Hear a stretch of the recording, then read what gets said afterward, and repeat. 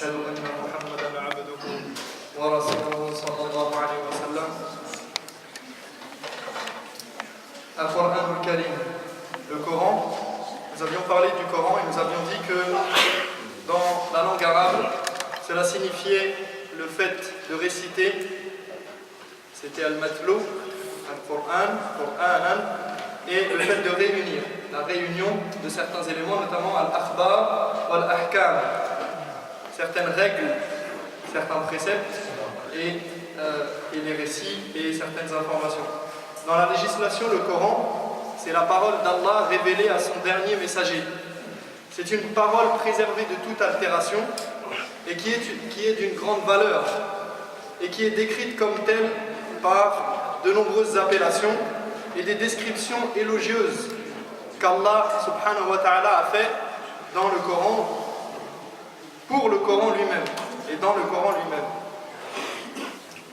Le Coran a 5 noms qui sont Al-Qur'an, bien évidemment, Al-Furqan, la distinction, Al-Kitab, le livre, Al-Dhikr, le rappel, et Al-Tanzil, la révélation. Donc ces 5 noms, ce sont les noms principaux du Coran. Mais ensuite, il y a des descriptions. Nous avions donné des descriptions du Coran qu'Allah utilise dans le Coran pour désigner sa parole, pour désigner son livre. Et il nous dit Al-Qur'an, Al-Majid, Al-Qur'an, Al-Karim, Mubarak, Kitabun, Mubarak, etc. Et il est connu que Kasratul Asma wal Awsaf tadullu ala azamati al-musamma. Donc la multitude des appellations et des descriptions nous indique quoi? Nous indique et montre l'importance de l'objet qui a toutes ces dénominations. Donc le Coran a de multiples appellations et de multiples caractéristiques. Parmi les caractéristiques qui ont été données aussi, donc on a, Allah tabaraka wa ta'ala, il a utilisé certains attributs pour caractériser le Coran, et parmi elles, il nous dit Ash-Shifa, donc la guérison, Ar-Rahma, la miséricorde, Al-Huda, la guidée, Al-Hifz, ce qui permet de garder, de préserver, Al-Hikmah, la sagesse, etc. Et donc, tout ceci nous amène à la conclusion que cette parole, le livre d'Allah, le Coran, n'est pas vide de sens, loin de là. Elle n'est pas là juste pour occuper le temps ou pour plaire et distraire les oreilles pour celui qui l'écoute. Mais c'est le fondement principal de l'islam, la base de la législation infaillible. Hada huwa al-Qur'an. Et nous avions dit que le Coran, et vous le savez donc, le Coran est la parole d'Allah révélée. Alors, nous allons parler de la révélation. La révélation, Nuzul al-Qur'an. Nuzul al-Qur'an, c'est une sous-partie d'une science générale qu'on appelle Ulum al-Qur'an, les sciences relatives au Coran. Les sciences relatives au Coran sont subdivisées en plusieurs parties, et parmi elles, on a Nuzul al-Qur'an.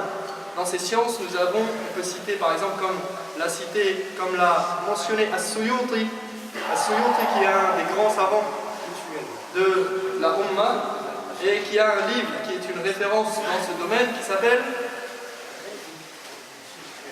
Al-Itqan. Al-Itqan fi ulum al-Qur'an. As-Suyuti dans l'Itqan nous ramène différentes catégories et il nous parle de al-Nuzul, al-Tafsir, l'exégèse, al-Tadwin, la compilation du Coran, al-Tilawa, la récitation, comment réciter le Coran, al-Balagha, l'éloquence qu'il y a dans le Coran, Ulum as-Suwar, les sciences relatives à l'agencement et à tout ce qui concerne les sourates du Coran. Et d'ailleurs, il a As-Suyuti lui-même un très beau livre qui est traduit en français sur l'agencement sur le secret de l'agencement des sourates du Coran. Asrar tartib as-suwar fil Coran. Donc, tout ceci nous amène à savoir que la révélation du Coran, c'est un objet d'étude particulier. Comment le Coran a-t-il été révélé? Et quand a-t-il été révélé? Il a été révélé, comme vous le savez, la nuit du destin. Laylatul Qadr. Inna anzalnahu fi Laylatul Qadr. Donc, ceci nous fait comprendre que le Coran a été révélé lors de la nuit du destin, mais il y a deux manières, il y a deux étapes de la révélation du Coran, du point de vue de la révélation quand elle a été totale, complète, ou bien de la révélation qui s'est faite de manière graduelle et partielle. Donc lors de la nuit du destin, il y a un consensus chez les savants qui a été rapporté des Sahaba sur le fait que lors de la nuit du destin, Allah tabaraka wa ta'ala, qui avait inscrit le Coran dans la tablette gardée à Lawh al-Mahfouz, a révélé le Coran dans un endroit qui s'appelle Bayt al-Izza, qui se trouve au ciel le plus proche. Et ceci est rapporté par Ibn Abbas et Wahukiya al-Ijma' ala dhalik. Le consensus a même été rapporté donc sur cette question. Et cet événement céleste n'a pas d'implication particulière pour nous dans le quotidien. Il n'y a pas de règles pratiques qui découlent de cette connaissance. Mais simplement, on peut en retirer certaines sagesses et certaines raisons que je vais citer juste après, Inch'Allah, juste pour dire que le Coran, il a donc été révélé lors du Ramadan. Shahr Ramadan alladhi unzila fihi al-Qur'an. Le Coran a bien été révélé durant le mois sacré de Ramadan. Mais en particulier, fi laylat al-Qadr. Mais cette révélation, on sait très bien que le prophète Mohammed sallallahu alayhi wa sallam, il a eu la révélation pendant combien d'années? 23. N'est-ce pas? Durant 23 années, le Coran n'a pas cessé d'être révélé. Mais pourtant, Allah il nous dit Inna anzalnahu fi laylatil qadr. Fi laylatin mubaraka. Nous avons révélé ce Coran. Donc ce Coran, c'est en fait ce qu'il y avait dans la tablette gardée à Lawh al-Mahfouz et qui a été ramené à Bayt al-Izza, qui est une maison, une demeure si vous voulez, qui se trouve au ciel le plus proche. Et sachez que chacun des 7 cieux renferme une demeure. On a d'autres demeures comme Bayt al-Ma'mour et celle-ci c'est Bayt al-Izza. Et ces demeures sont des lieux où les anges adorent Allah tabaraka wa ta'ala.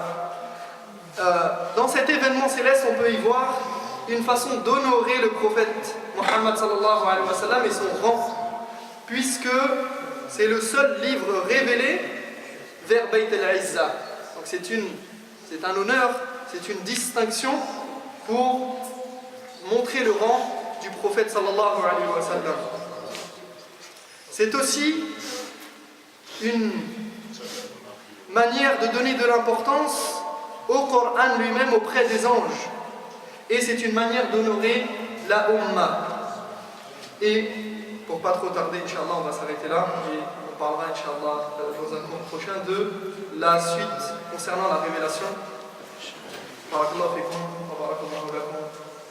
Subhanakallahumma wa bihamdika ashhadu an la ilaha illa anta astaghfiruka.